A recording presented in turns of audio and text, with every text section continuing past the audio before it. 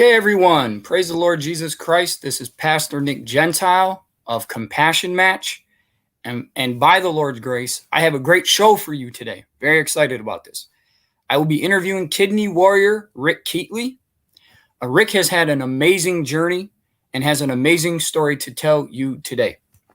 So, Rick is from Statesville, North Carolina, and currently lives in Cape Coral, Florida, and is a patient at Tampa General Hospital. He was diagnosed with kidney disease 9 years ago, right after his liver transplant, and he had 3 kidney failures the month before he had the liver transplant surgery. Amazing, amazing. He does in-home peritoneal dialysis. Imagine this, guys, 7 nights a week, 12 hours a night. That's amazing, unbelievable. And Rick is blood type A positive, like myself. I think you're the first person that I've interviewed that has the same blood type as me. Most are O. And his date of birth is March 3rd, 1957. Still a young man. Rick, even in light of his condition, he likes to play the guitar and is teaching himself how to play the piano. He loves to work in his yard in the mornings with his birds singing and the crispness of the new day in the air. Beautiful. And he loves to cook and bake and to still do them all of this. But he does need to take a couple of power naps or just lay down for a little while a lot. And you can imagine why, being on dialysis and just with his condition, he gets tired very easily. So, but it's amazing. He's staying active as he can in light of his condition. And he's also very badly anemic and has to give himself a shot to help his hemoglobin. But ultimately, Rick needs generous and compassionate people to come forward to get tested for him to see if they're eligible to be a living donor for Rick to save his life. And he will share his story with the hope that at least one special person, and hopefully many more, will come forward and get tested to be Rick's hero and give him the gift of life. So remember, guys, all it takes is one person to get approved as a donor to be his hero, and you could be that one. So you see the link scrolling at the bottom, or not the link, but the information scrolling at the bottom of the screen. If you visit that, the link is in the description section of this video. So if you click on it, you can fill out the history questionnaire and you can start the testing process. So a little about me. By the grace of the Lord Jesus Christ, in 2019, I donated one of my kidneys after 10.5 years of my pursuit to be an altruistic kidney donor. A little over a year after that, in November of 2020, I was blessed to be able to donate to a friend who was dying of liver disease about 70%, of my liver to that person. And he's doing much better now by God's grace. And it's funny, he sent me the before and after pictures. His liver, the diseased liver, and then the one he got for me, and it was like night and day. It's amazing. It's only by God's grace I can say this, that he was still alive with that liver in his body. The way that it looked is unbelievable. And he's doing much better. He's still in some pain. You know, they said during the first year it'd be like this. He had many ups and downs following the transplant surgery, but he's doing a lot better. We're 7 months post-op, and he's doing a lot better. So that's great. Praise God for that. But although I was thankful and blessed that the Lord allowed me to be a double organ donor to demonstrate his love for his glory, I wanted to do more than just be a donor. I wanted to make a greater difference. So I created Compassion Match to help people in need of kidney transplant and now in need of a liver transplant find living donors as well as living donors, both kidney and liver, as well as to help educate the public about chronic kidney and liver disease and advocating for both kinds of living donation. So, and I have some amazing projects in the works, so stay tuned. Right now, I want to share some facts about chronic kidney disease or kidney disease, and then we will get started with Rick telling his story.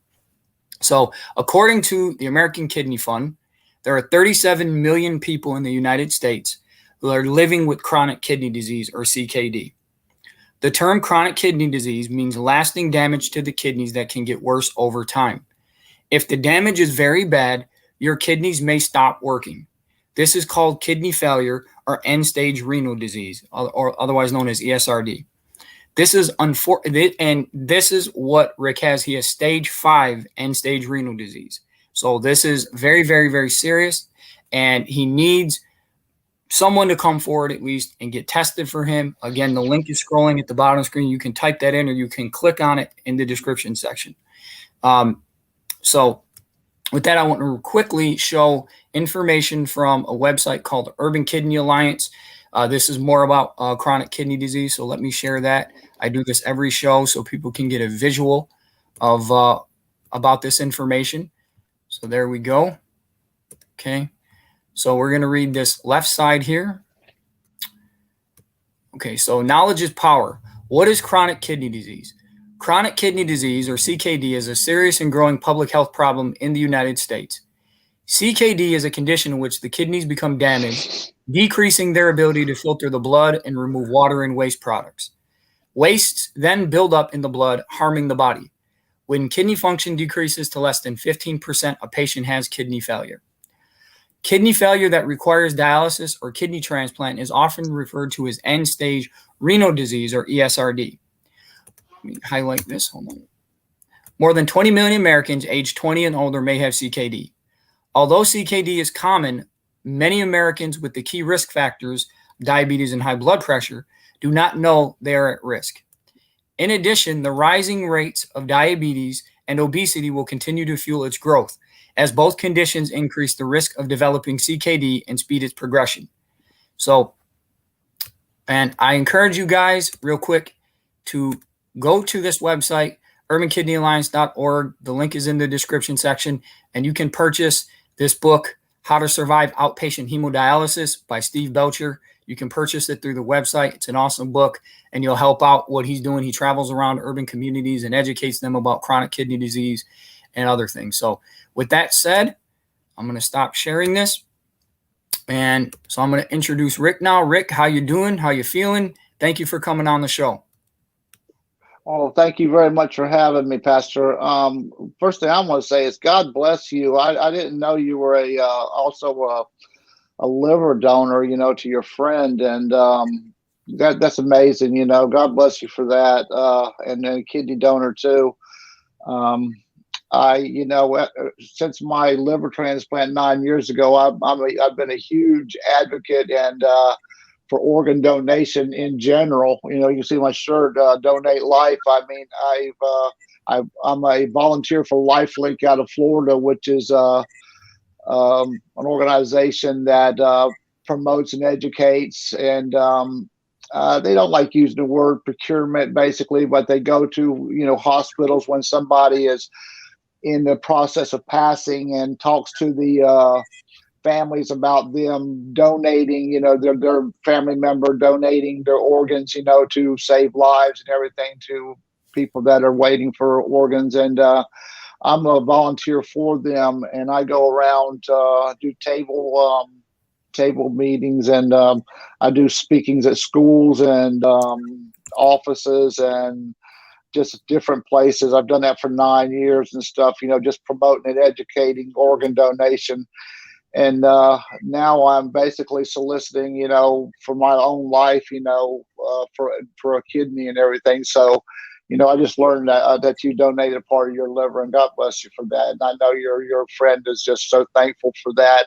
Being a recipient, already of a liver, just being that thankful for life, being sick and getting already being a recipient of an organ and having my life saved. It's just an amazing feeling of new life, So that's I had tears in my eyes when you were telling me about that. Just the emotion I have about that, But just want to say thank you for that. My story is lengthy. I'll try to make it as compact as possible, because like I said, it's pretty long. It starts back. I am no stranger to fighting for my life through diseases. Back in the I guess early 80s, I contracted hepatitis C, which was the demise of my liver. But there was treatments out there at that time that for hepatitis C that they tried to put me on, but the treatments were not curing it, and they were actually making people sick, and people were dying from these treatments and stuff. And at that time, I was raising 2 children by myself, and I was a construction superintendent, and there was no way that I could basically raise my children and be working outside and do these treatments and, take care of my children and do these treatments. So I denied do the treatments, and time went on, and of course my liver was getting worse, and my doctors were telling me that I needed to get on some sort of treatment or whatever for it, and I just still couldn't do it. And then in 2010, it was pretty much my liver was at the end of its, it was done. And then I Thanksgiving 2010, after Thanksgiving dinner, I swelled up like the turkey I just got through eating, and ended up in the hospital because I was so swollen. And that's when I was pretty much diagnosed. I was so swollen, they did what they call a paracentesis on me to drain all the fluid off of me because I had so much fluid on me, and that was the first of many I had to get of that procedure. But they told me at that time I had 2 years to live, if I didn't get a liver transplant. That was December 2010. So, at the beginning of that point, I was pretty much in denial of it. I told, the doctor, I said, well, I was also an alcoholic at that time. I said, well, what if I quit drinking and everything? He said, don't matter if you quit drinking or whatever. He said, you're going to die. Your liver's shot. You're going to die if you don't get a liver transplant. So, like I said, I was in denial, and I quit drinking, and I went through a period of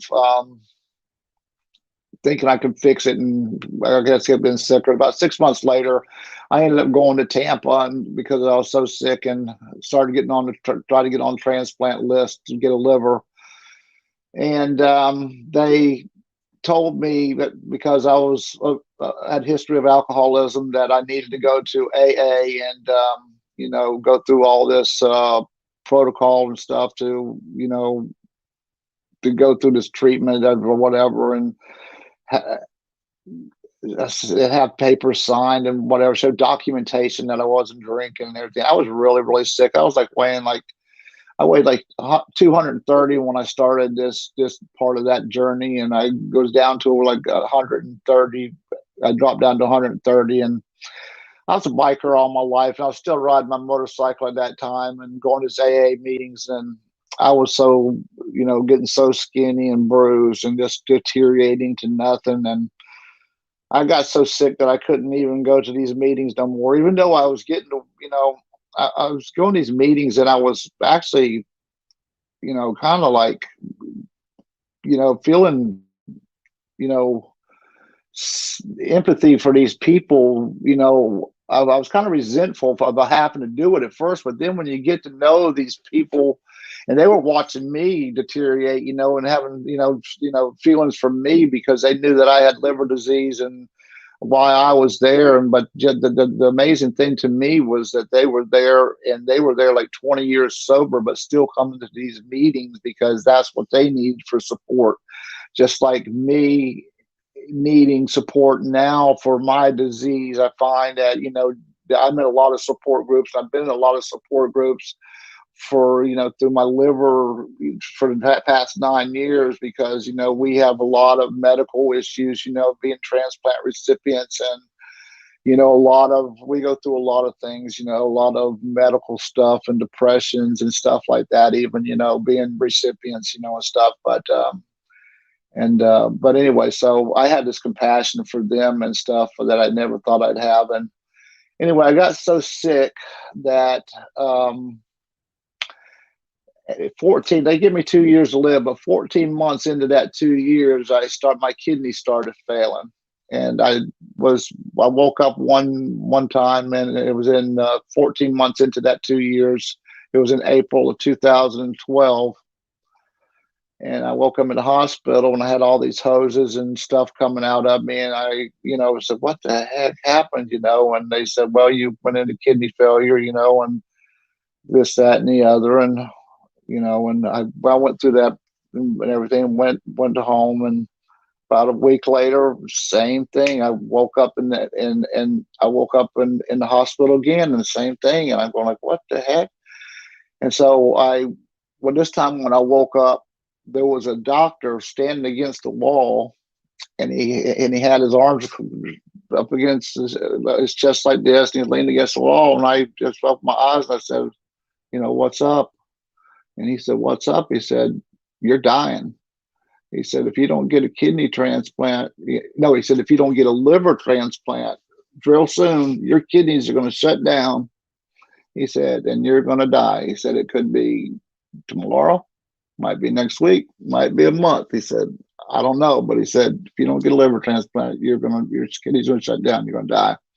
I said, well, this is like on a Thursday. And I said, well, I'm supposed to be in Tampa on Monday to do my last testing to get on the liver transplant list, because I wasn't on the liver transplant list. I said, to get on the liver transplant list. He said, well, if your kidneys don't start functioning, you're not going anywhere. I said, I got to go. I said, Metaflight me, do what you got to do. And I had my whole family there, my wife and my friends and everybody. And they're calling my doctors. They're calling everybody, trying to say, man, get this guy to Tampa. He's got to get on this, got to be there for this last testing to get on this transplant list to get his liver, just like you guys are wanting to do. But they weren't going for it, because my kidneys weren't, functioning. I wasn't, producing any urine. So, like I said, that was on Thursday, and that was my second kidney failure I'd been into. So my kidneys were shutting down. My liver had already shut down. I was going, I'm very, very, very, very sick. I was within days of, not being here anymore on that one. And so God, being my God, everybody's God the way he is, he blessed me. I'm 64 years old and he still has me here for whatever reason. But anyway, he had my kidneys start producing urine on a Saturday. I started making some pee, and they discharged me on that Sunday through all my doctors and my family, getting on and everything. They finally discharged me that evening. And then Monday, we all piled in our cars. I had a little caravan go to Tampa, which is 2 hours up the road. It's 200 miles, actually, about 2 hours up the road from me up north. We went up there on the Monday, got a hotel and everything, and they all went out to eat and stuff that evening. I was so sick. I mean, just really, really sick. I stayed in the hotel, and next day we went to my appointment and everything, and they started drawing blood, and they just kept coming back, getting more blood. And finally, the nephrologist and a couple of doctors come in there and said, we're going to have to admit you're going into kidney failure. And I said, oh my, I just got out of kidney failure I've been in 2 kidney failures past couple of weeks. They said, well, we're going to have to admit you. So they admitted me. And that night, I went into another coma. They had brought me out. Last thing I remember, they brought me a tray of food, and I thought I hadn't eaten in a long time. I was just so excited about the food, and I just kind of like started wolfing it down. That was the last thing I remember until I woke up, which was like 3 days later, and I was pretty much tired of it at that time, and I was just told when I came to, I said, let me go home. Just let me go home. I just want to go home and die at home. I don't want to die in this hospital. I just want to go home, be with my dog and my family, give me Hope Hospice, and I just want to be in my house. They said, Mr. Keatley, you're not going anywhere. I said, I was begging them, and they were just doing everything they could do to, get the pneumonias out of my body and keep me alive. And I just had a lot of staff around me constantly and doing their thing. And they finally got me stable and put me in a room And then I'll never forget that I was laying there in the bed, and then the phone rang beside me, and I reached over there and picked it up, and I answered. And I said, "Hello," and they said, "Mr. Keatley, this is the nurse from," they said, "downstairs." Somebody that said, "We have a liver and that just became available, and we think you're a match for it. Would you be interested in it?" And I said, "Excuse me?" And they said, "We have a liver that you might be a match. Would you be interested in being a recipient of it?" And I said, "Of course, absolutely." And they said, "Okay, we're going to start testing for you right now." So they did. I called my wife, and she, was in Cape Coral, 2 hours away, and told her, and called a couple of friends, and they came and gathered around me and started praying. And I had a lot of people praying through the night, and that was like at 9 o'clock, the 30th or 31st of April. And then on May the 1st, about 1 o'clock that afternoon, May the 1st, they wheeled me into the operating room, and I got my gift of life, my liver, from a young donor named Michael, who unfortunately lost his life, but he was a organ donor, and he saved my life. And God just put me in the right place at the right time, and sent me Michael to save my life. And I'm here for that reason, and that reason only right now. But through the paracentesis that I spoke of, which was draining all the fluid off of my body, I probably had 50 to, I couldn't even count them, 50, 75, maybe at least that many, if not more. And plus all the diuretics that I was on, pulling all this fluid off of me and everything, just did a tremendous amount of damage to my kidneys, through that prior to my liver transplant. And after my liver transplant, the damage was done and never got any better. About was 1.8 creatinine after my liver transplant, and it was never got any better. It's always progressively since then got worse, and I've done what I can do to keep it that or better, but it was inevitable that this day was going to happen. So, here I am right now at 7. My creatinine is like 7 now. My GFR, my percentage of kidneys right now is like 6, I believe, something like that. And I'm on, like I said, peritoneal dialysis. Started back in January of this year, and I didn't, being a recipient of an organ already, and I've had a lot of people that are organ recipients. Some of us have easy or good time or good journeys with them, and some of us have rough journeys with them, and some of us have medium journeys. We're all different. We all handle it all different. All of us are thankful, and I'm sure, and I know I am. I have 2 great grandchildren. I have 5 grandchildren. I have a beautiful wife that of 27 years. I have a beautiful life. I'm very thankful for everything I have. But I deal with a lot of ups and downs. It's been like a roller coaster ride, but those are the trade-offs we all knew before we even went into the organ transplant part of it. We knew what the meds were going to do. I just had a bunch of cancer cut off my head. The immune suppressants bring out not because I'm out in the sun a lot, because I'm not in the sun a lot now. Was I in the sun a lot all my life? Yes. I was a biker all my life. I worked in construction, and now all the immune suppressants I'm on bring out all this cancer, all the cancer that's in me, and that'll never stop because of the immune suppressants I'm on. And once I get my kidney, then it's going to be even more. But I'll deal with that, because like I said, I've got two beautiful great grandchildren that I want to be around here to see grow up. And I'm only 64 years old, and there's a lot of life left to live, and I'm ready. I'm a warrior. I'm a transplant warrior. I'm a kidney warrior now, but I've wore transplant warrior armor for a lot of years, and I'm transplant strong, and I will continue to be that way. But I do need somebody to step forward and to please help me to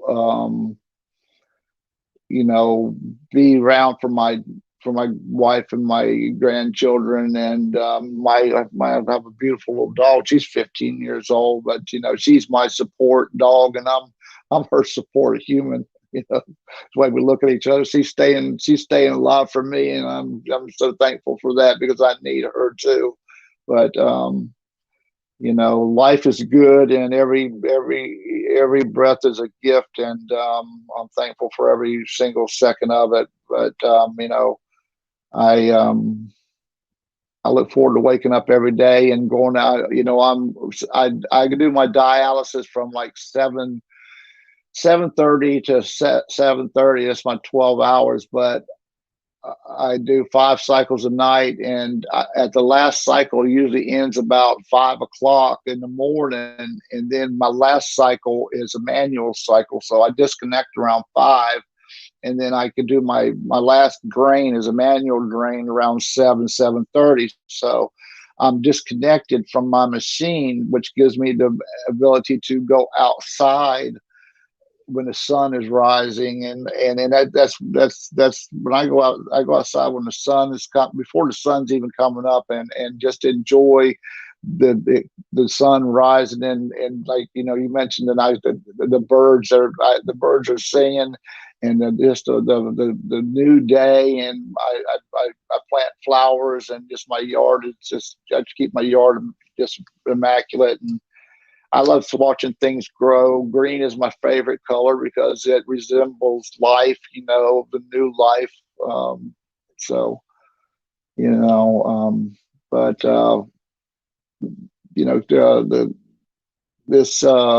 the kidney disease thing is a real battle. I thought liver disease was a battle, but now that I'm doing the kidney disease, it's very similar. The brain fog, I'm a very anemic, very very very tired constantly.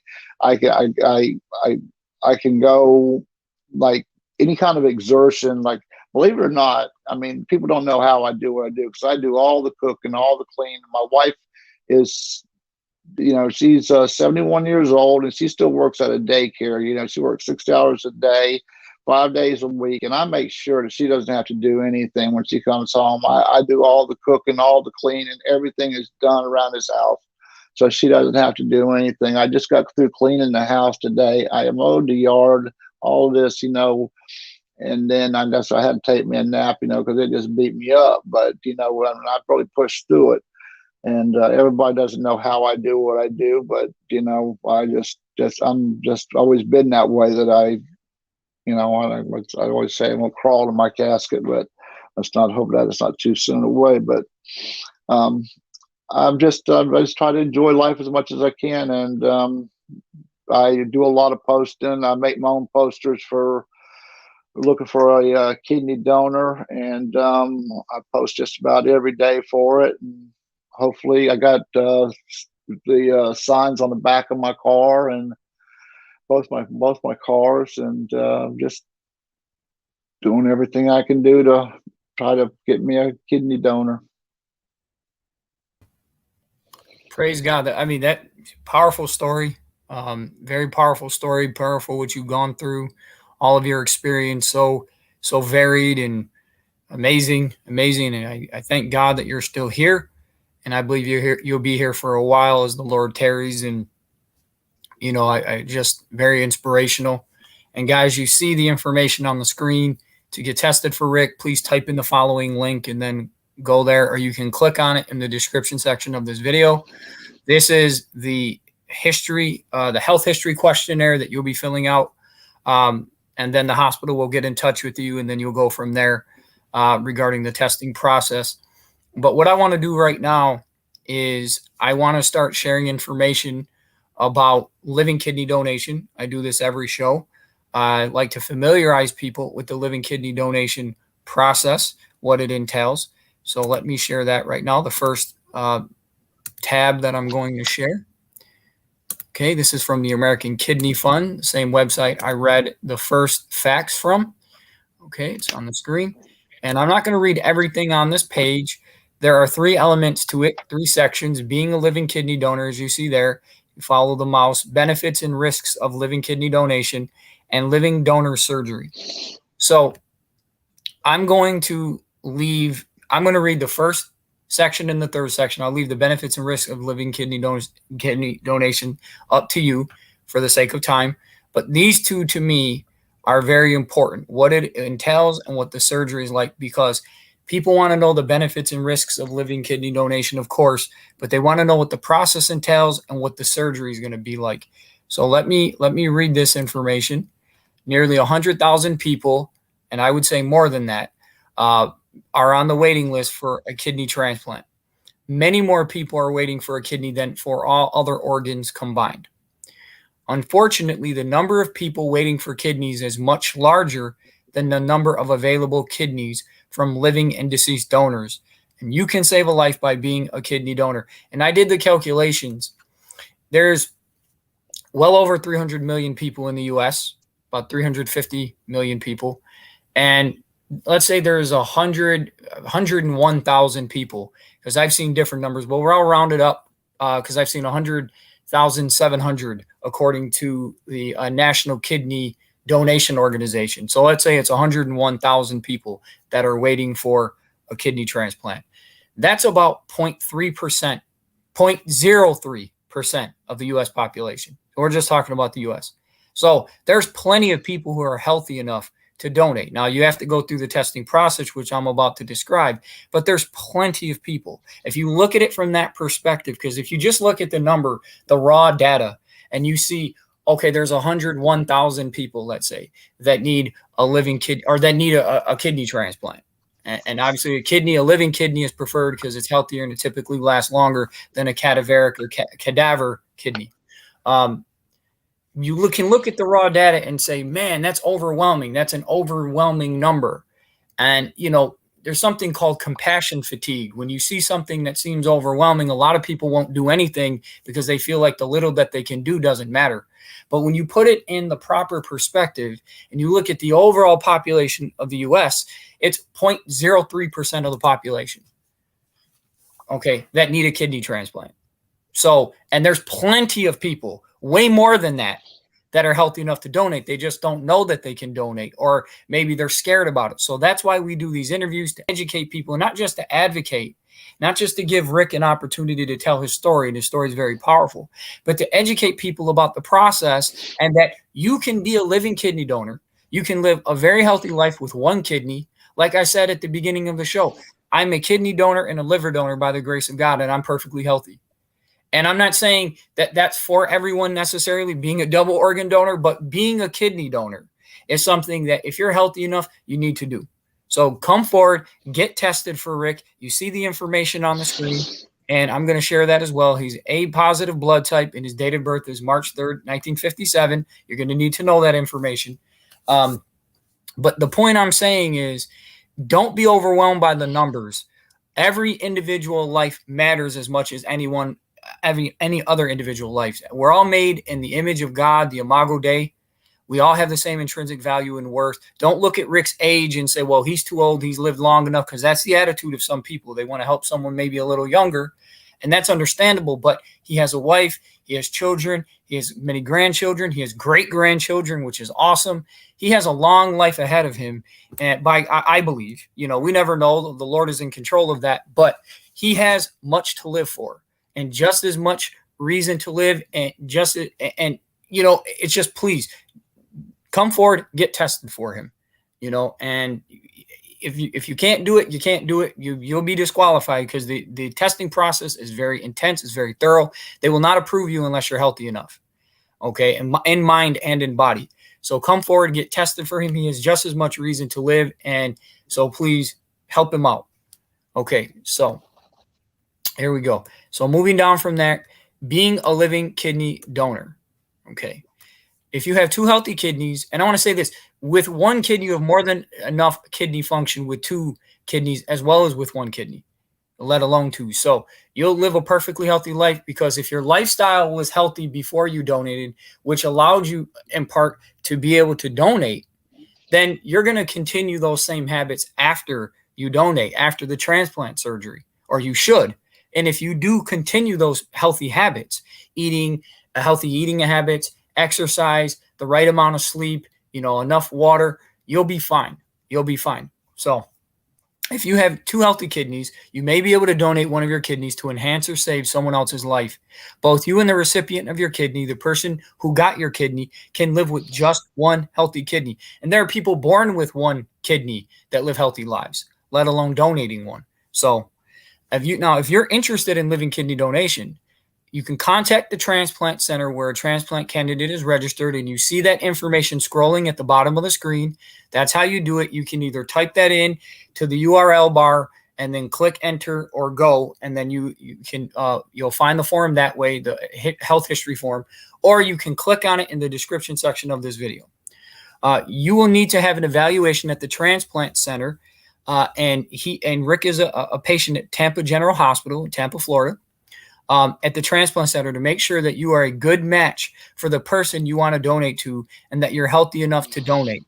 If you are a match, healthy and willing to donate, you and the recipient can schedule the transplant at a time that works for both of you.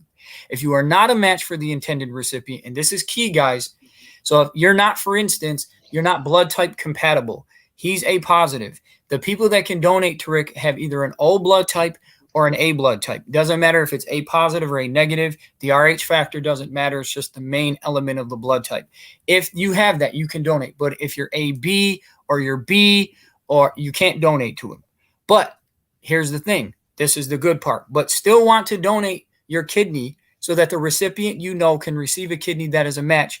Paired kidney exchange may be an option for you. And I'm going to go into more details about that in just a little bit. But so let's scroll down. You want to check out this video, and the link to this page is in the description section of the video as well. So another way to donate a kidney while you are alive is to give a kidney to someone you do not necessarily know. This is called living non-directed donation or altruistic donation. If you're interested in donating a kidney to someone you do not know, the transplant center might ask you to donate a kidney when you are a match for someone who is waiting for a kidney in your area or as part of kidney pair donation. You will never be forced to donate. And so you want to check this out right here, the benefits and the risks, okay? Check that out. And this is what I'm going to touch on now, living donor surgery. If you want to be a living donor, you will need to have a medical exam with blood tests to be sure you are healthy enough to donate a kidney. Some of the tests needed may include the following. Blood tests, you'll have a lot of blood drawn in little vials, a lot of them. Throughout the entire process, but it's nothing, you can handle that. Don't be afraid. Urine tests. What happens is, and this is what I had to do, you have to do a 24-hour urine collection in a container to look at your kidney protein or your creatinine levels. They have to be at the right level. And they look at other things as well, but you have to collect urine for a 24-hour period. Whether you collect it from your city, if you're not in Tampa or you're not in the state of Florida, you would collect it from your city, you'd bring it to a lab or the hospital, and then they would test it and they'd send the results to Rick's hospital. Or if you are in the area or you're able to travel to the area to do all the testing at one time, which would include the blood, the blood testing and submitting your urine, you would collect the urine and you would bring it there physically. And I've done both. So that's what you'd have to do. Now, if you're a woman, you have the pap smear, gynecological exam, colonoscopy if over age 50, screening test for cancer, antibody test, an x-ray like chest x-ray, electrocardiogram or EKG, which looks at your heart, and other image testing like a CT or CAT scan. You'll also be required to meet with a psychologist, and you got to submit to a psychiatric evaluation because they got to make sure you're in the right frame of mind, that you're of a sound mind, not just a sound body, and that you're not suicidal or you're not being forced to do it. They want to find out what your motive is. And an independent living donor advocate to be sure you are mentally and emotionally ready to donate one of your kidneys. Again, they're not going to approve you unless you're healthy enough in mind and in body. They won't do that because they will be liable if something goes wrong in many cases. So you know, they don't want malpractice, malpractice lawsuits against them and all that. They're looking out for themselves, but they get to know you and they genuinely come to care for you as a living donor, and they don't want anything bad to happen to you. And so the testing is very extensive. So you don't have to worry that they're going to approve you and then something is going to go wrong because you're not healthy enough. That's not how it works. And if you're found to be healthy and your antibodies and blood type are well matched, because they look at your antibodies, your antigens, your blood type, they look at all that to determine if you're healthy enough, you may be approved to donate your kidney. And they say may be approved because there are instances like what happened to me where you may be healthy enough, but they feel like you're too young or whatever. But no, I mean, most hospitals don't do that. That was my experience. It's a very rare experience. You're too young. I was 25 at the time, but don't let that dissuade you, because that just was that hospital. And so anyways, but that is a possibility, but that's what they mean by may. But if you're healthy enough, you're of a sound mind, you're 25, the vast majority of hospitals would approve you. Okay. So the surgery, most kidney transplant surgeries are done laparoscopically. So a laparoscopic surgery is a new surgery method that uses very small cuts on the body and a thin lighted tube to look inside the body.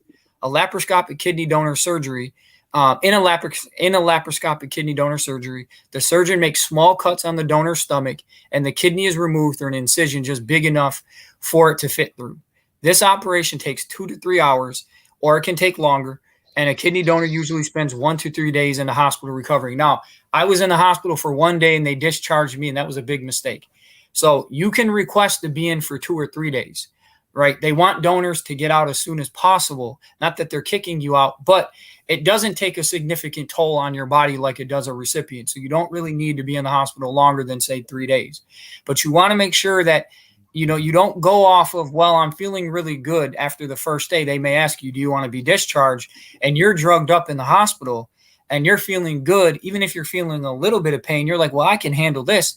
But then when you get discharged, the pain goes from maybe a 2, 3, maybe a 4 up to a 10 because you have the gas buildup, which is what I experienced, or maybe the incision pain, which wasn't that big of an issue for me, but it is for other people.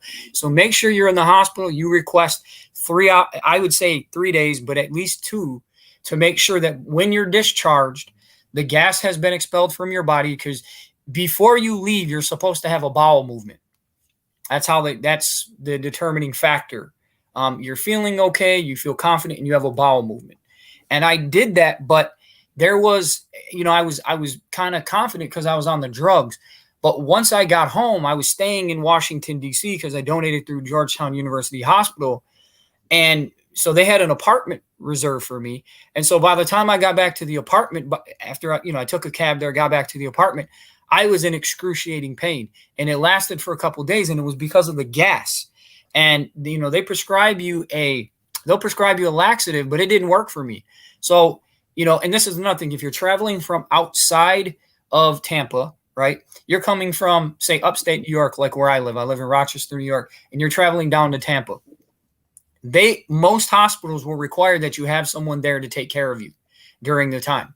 Now, I had someone, a sister in the Lord, who I actually initially got tested for, but she ended up getting a kidney another way. She lives in the Maryland area, so she wasn't too far from DC. So she did come and help me for a day.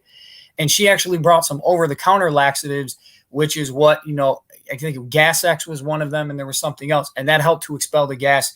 And that's what relieved the pain, because it was extreme. But if you're in the hospital for 3 days instead of 1, most likely by the 3rd day, the gas will be expelled and you won't deal with that excruciating pain. So make sure you request a 2nd day, and I would even say a 3rd day.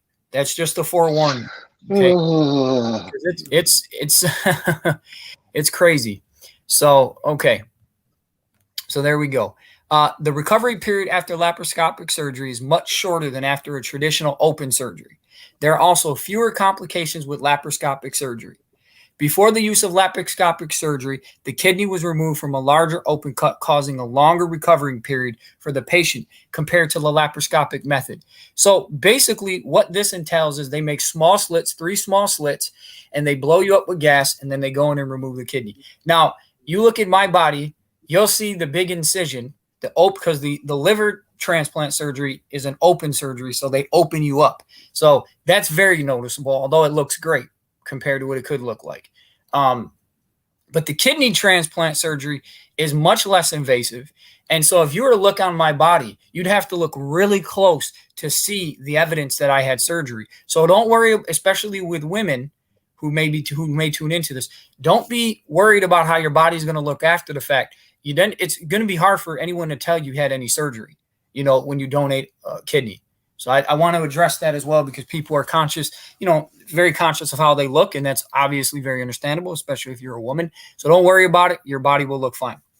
Okay, so moving on from this, I want to share another page. Okay. And this is about incompatible blood types and the paired exchange program. So I told you I was going to touch on that. So let me make sure that's sharing. Yep, good. Scroll down. Now, again, as I said, in order to donate to Rick, you have to have an A or O blood type. People with an O blood type are the universal donors. So you can donate to anyone. But if you have an A blood type, you can only receive a kidney directly from someone with an A blood type or with an O blood type. So the information for this is in the description section of the video. You can check it out.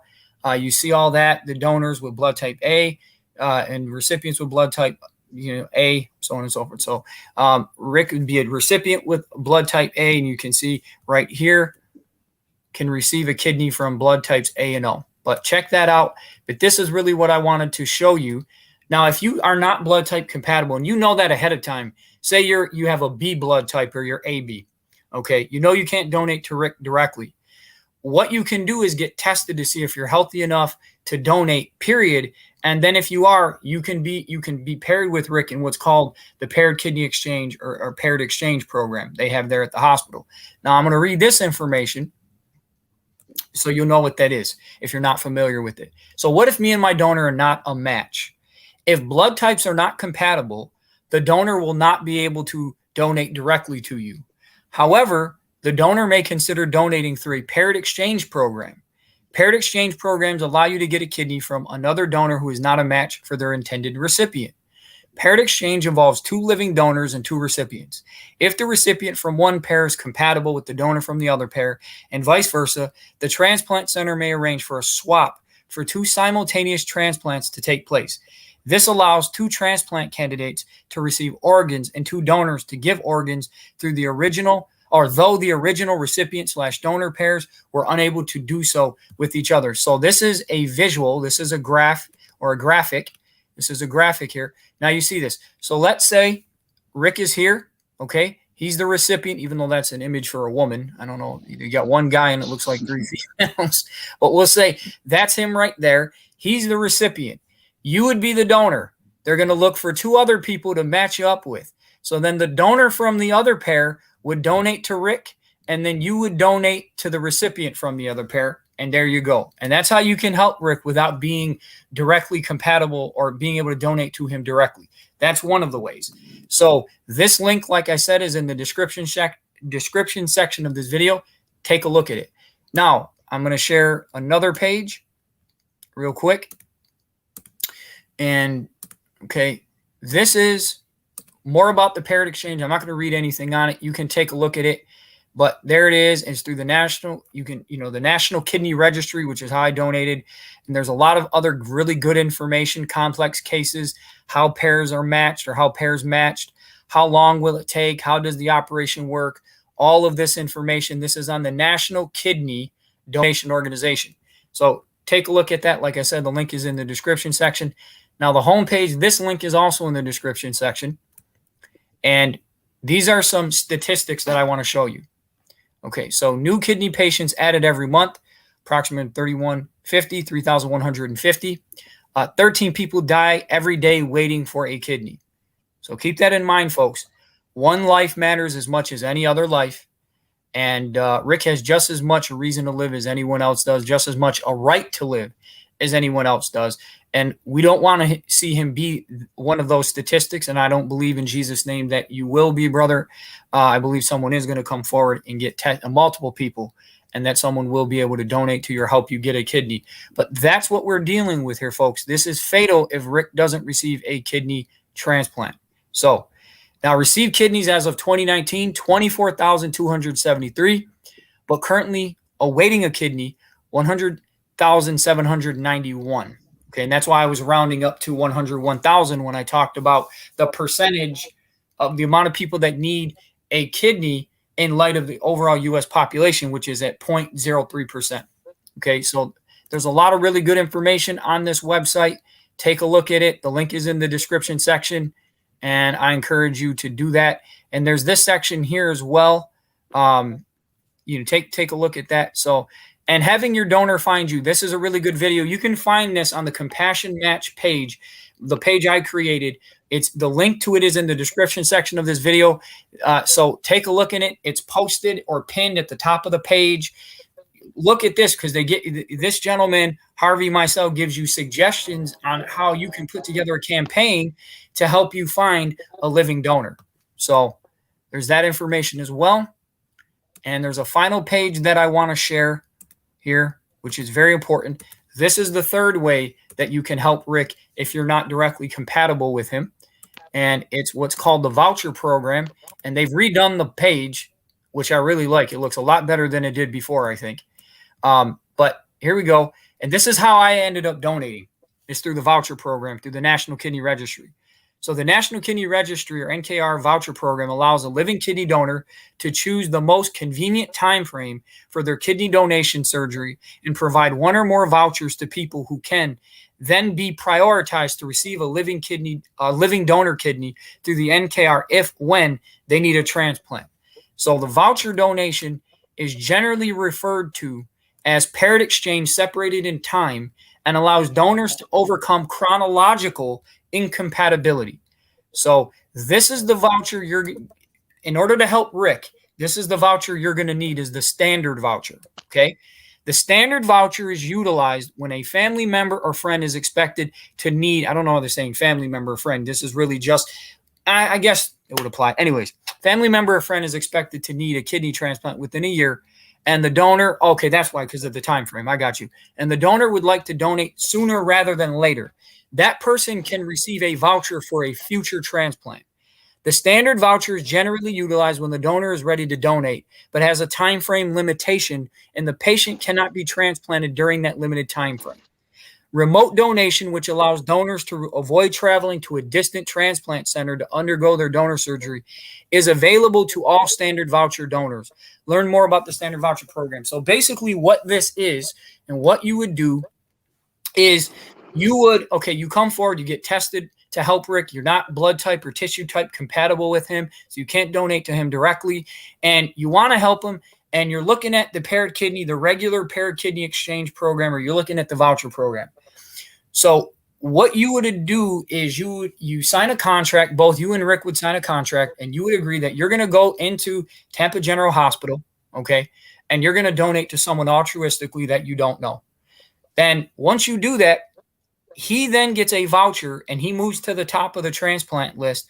And in a shorter period of time than in a traditional paired kidney exchange, he would get a kidney if everything worked out the way it's supposed to. And for myself, that's the experience I had. I was paired with someone in the paired kidney exchange program. They got a kidney some other way, so I was no longer paired with them. Eventually, I ended up donating through Georgetown University Hospital to someone altruistically to what's called a kidney chain. So you can have 6, 7, 8 people get a kidney through a kidney chain, let's say. And I donated to one of the people who are a part of that kidney chain, which is, it's a chain. You have every link of that chain matters. Even though it can break and it can be smaller, it can go from 8 people to 4 people, 8 people to 4 people. Still, there's a chain there, and you're donating to one of those people that you've never met before, and you may never meet. I still have yet to meet that person, but that doesn't matter because you know you're saving someone's life even if you never meet the person. Then the person that and then I got a voucher for this person who I met and I attempted to get tested for prior to doing this, but it just didn't work out. And my eligibility as a donor was running out because according to Georgetown, you have a year for the results from the physical exams, the diagnostic tests like your EKG, your CT scan and all the other stuff it did. I had a year for it to be good, to be valid. And after a year, it would basically no longer be valid and I'd have to go through the testing process again. So it was nearing a year since I had gone through the physical evaluation and I didn't want to lose my status as a donor and have to go through the testing process again. So what I did is I went in, I donated altruistically, and I got a voucher for that person, that the last person I attempted to get tested for. And then 4 months after she got the voucher, because I donated July 30th of 2019, she got it in right at the beginning of August, basically, and she got a kidney in December. And if, say, she and I had been paired together in the pair kidney exchange program, it probably would have taken a good 6 months for the hospital to find another pair to match us up with. So by doing this, that's why it's called the paired kidney exchange in time. You're still helping Rick to get a kidney, but you're helping him to get a kidney sooner than in a traditional paired kidney exchange dynamic. So the link to this page is in the description section as well. Take a look at it. There's a lot of, let me see if it has the same amount of information as it did before, because they've really changed the page. So you have all this information. So then on the side, you have right here, all this information there for patients, for donors. Let me check this out. Okay. So here's, well, actually, no, this is good information. So check this out. This is on the page as well. By donating through the National Kidney Registry, you will be eligible for lost wage reimbursement up to 6 weeks, a maximum of $1,500 a week, travel and lodging reimbursement up to $2,000 for donors and caregiver, donor life insurance, donation disability insurance, legal support, coverage, reimbursement for complication-related travel and lost wages, access protection, kidney prioritization, okay? So there's all this awesome protection and help for donors. There's also financial aid for people.